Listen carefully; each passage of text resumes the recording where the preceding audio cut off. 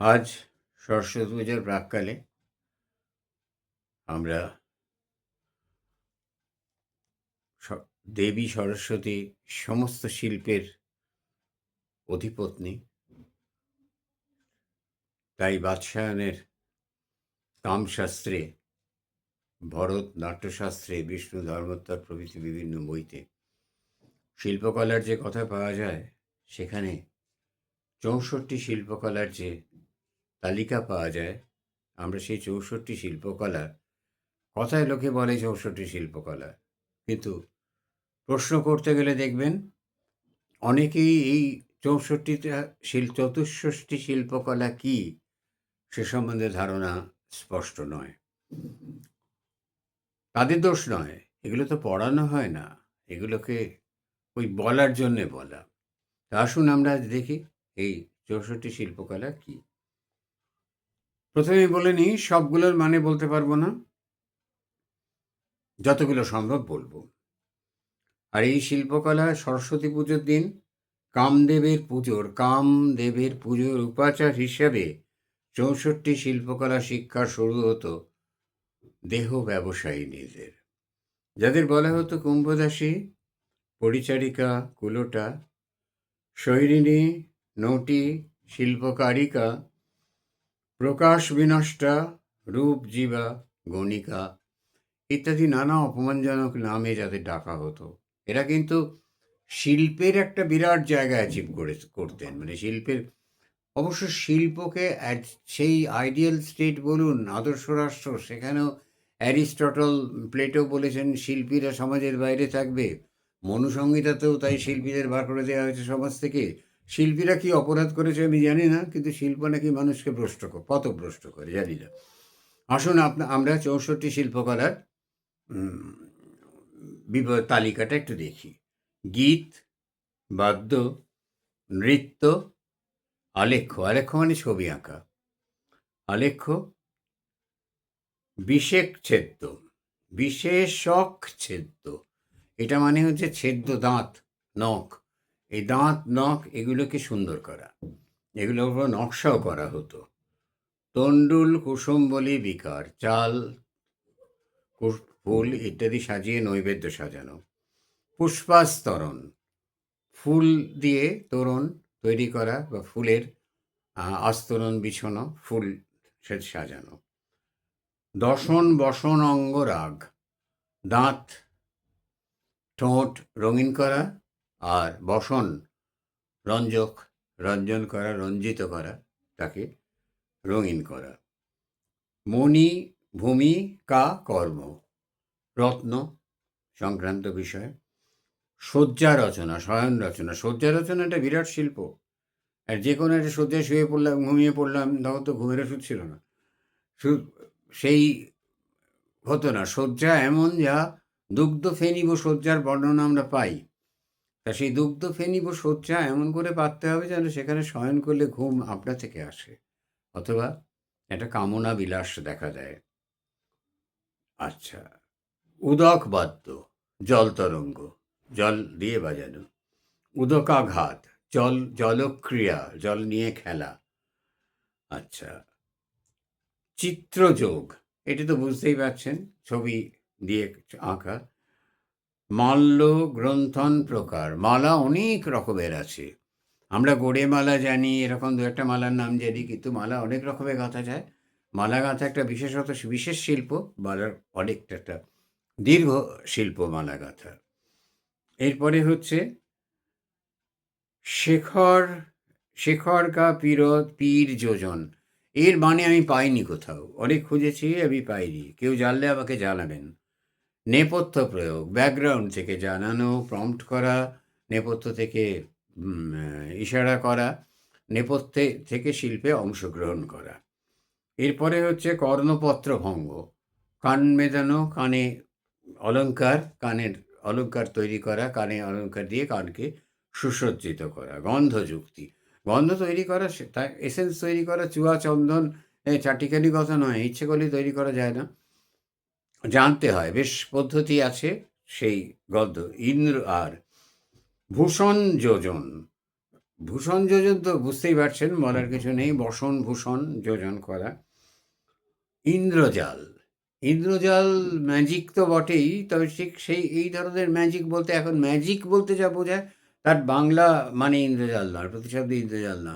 ইন্দ্রজাল নানা রকম ক্রিয়াকৌতুক যা না হাত সাপাইয়ের সাহায্যে দেখানো যায়, ইন্দ্রজাল। কৌচুমার্য, কৌচুমার্য এর অর্থ আমি খুঁজে পাইনি। হস্তলাঘব, হাতের দ্বারা অক্ষর মুষ্টি তৈরি করে তার সেটা দিয়ে মানে ভাষা বোঝানো, হাতের ইঙ্গিতে হস্তলাঘব, মুষ্টিকা, অক্ষর তৈরি করা। আচ্ছা, এরপরে হচ্ছে আপনার বিচিত্র, শাকুজ, ভক্ষ, বিকার ক্রিয়া। এটা খুব সম্ভবত খাদ্য সম্বন্ধে কিছু বলা হয়েছে। সূচিবান কর্ম, সূচিকর্ম তো শিল্প, তো অতি বড় শিল্প এটা। সূত্রক্রিয়া, সূত্রক্রিয়া হচ্ছে আপনার সুতোরের যে কাজ, ওরা ওই যে তুরপুনটাকে ধরে সূত্রধর, যার জন্য ওদের পদবী সূত্রধর।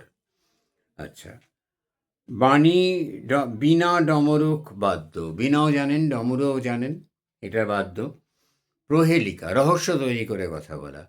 আমাদের এই নানা রকম রহস্য করে মানুষ তো কথা বলে, আমরা ধাঁধা, মজা ইত্যাদি প্রভৃতি রহস্য করে কথা বলা। প্রতিমালা। আচ্ছা, তারপরে হচ্ছে দুর্বাচক যোগ। দুর্বাচক যোগ হচ্ছে দুর্বোধ্য ভাষা দিয়ে কোনো রচনা করা, যে ভাষা মানে যেটা সহজে মানুষ বুঝতে পারবে না সেইভাবে করা। পুস্তক বাচন, বলার কিছু নেই।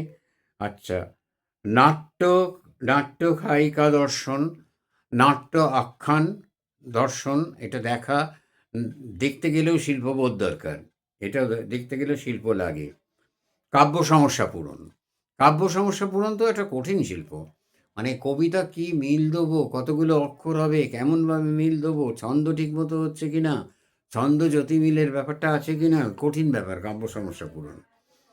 আচ্ছা, পট্টিকা, বেত্রা, বান, বিকল্প, বলতে পারবো না, এটা আমি পাইনি কোথাও। তক্ষকর্ম, তক্ষকর্ম হচ্ছে খোদাই করা, তক্ষণও তাই, তার পরবর্তী শিল্প খোদাই করা। বাস্তুবিদ্যা, এখন তো বাস্তুবিদ্যা একেবারে মানে ছড়াছড়ি, এ নিয়ে আলোচনার শেষ নেই আর।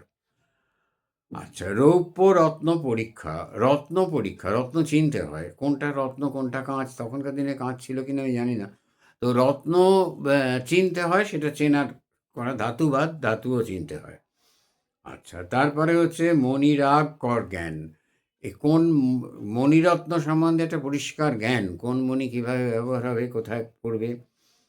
বৃক্ষায়ুর্বেদ যোগ, এই যে আয়ুর্বেদ, বৃক্ষ, কোন বৃক্ষ, বৃক্ষ সম্বন্ধে একটা স্পষ্ট পরিষ্কার ধারণা। মেষ, কুটকুট, শাবক, যুদ্ধবিধি, ভেড়ার লড়াই, মুরগির লড়াই, এগুলো খুব বিনোদন ছিল তখনকার দিনে, এগুলো শিক্ষা দেওয়া হতো। ওই ভেড়া, শিশু বাচ্চা ভেড়া, মুরগি, কুক্কুটদের ছোটোবেলা থেকে এটাও তাদের শিখতে হতো।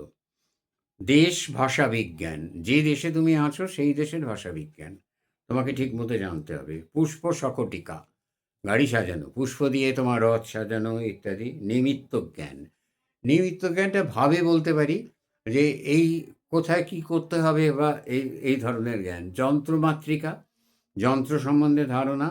ধারণ মাতৃকা, ধারণ মাতৃকা বুঝতেই পারছেন যে সন্তান পালনও একটা শিল্পের মধ্যে পড়তো।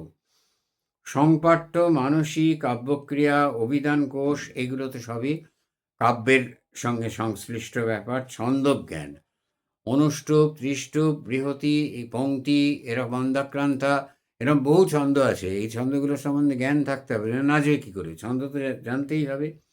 ক্রিয়াকল্প, ছলিতক যোগ, এটা বস্ত্র গোপন, বস্ত্র গোপন, এটা একটা বস্ত্র পরিধান সংক্রান্ত বিষয়ে। দ্রুতক্রিয়া, দ্রুতক্রিয়া মানে পাশা খেলা, পাশা খেলা একটা আকর্ষণ ক্রিয়া। বালক্রিয়ানক, ক্রিয়ানক মানে বাচ্চাদের খেলনা। বৈনয়িকী বিদ্যা আর বৈতালিক, গুরুর গান, ঘুম ভাঙানো গান গেয়ে। বৈজয়িকী বিদ্যা, বৈমিকী বিদ্যা, এই 64 কলায় তাদের ভীষণভাবে পারদর্শী হতে হতো বাদশায়ানের কলা বলা কামসূত্রে নিষিদ্ধ পল্লীতে সরস্বতী পুজোর প্রমাণ পাওয়া যায়। আর এই সরস্বতী পুজোর দিন তাদের এই সমস্ত বিদ্যায়, একসঙ্গে তো এতগুলো বিদ্যায় হতো না, এই সমস্ত বিদ্যায় তাদের দীক্ষিত করা হতো, তারা শুরু করতো এই সমস্ত বিদ্যা লাভে। সুতরাং তাঁরা অত্যন্ত নিম্নভাবে সমাজের একটা কোণে পড়ে আছেন, উপায় নেই তাদের, বাধ্য করা হয়েছে বেশিরভাগ ক্ষেত্রেই।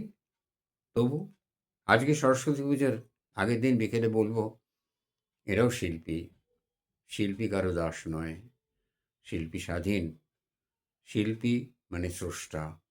আর শিল্পী সেই হতে পারে যার পাহাড়ের উদাসীনতা, পর্বতের উদাসীনতা আর ঈশ্বরের স্বাধীনতা, এই দুটো যার থাকে সেই শিল্পী হতে পারে। নমস্কার।